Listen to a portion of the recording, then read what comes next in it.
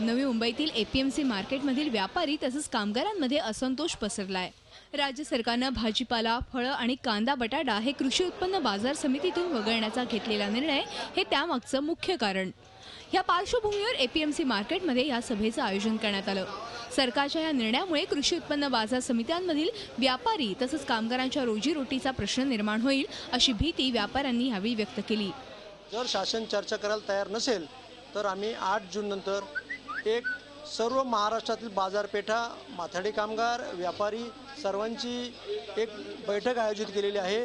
ती बैठक झाल्यानंतर आम्ही बेमुदत संपावर जाण्याच्या तयारीत आहोत।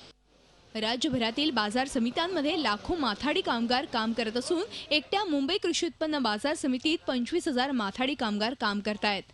या मार्केटमध्ये आम्ही लाखो लोक काम करतो आणि जर हा निर्णय झाला तर आमची लोक जी मुलं बाळ इकडे आहेत ती सर्व वाऱ्यावरती जातील आणि जे आम्हाला 6 रुपये जी भेटते हमाली ती जर भेटली नाही, बाहेर गेल्याच्या नंतर भेटणार नाही आणि जर इथून तो बाहेर माल गेला तर आम्ही सर्व वाऱ्यावरती येऊ माथाडी कामगार।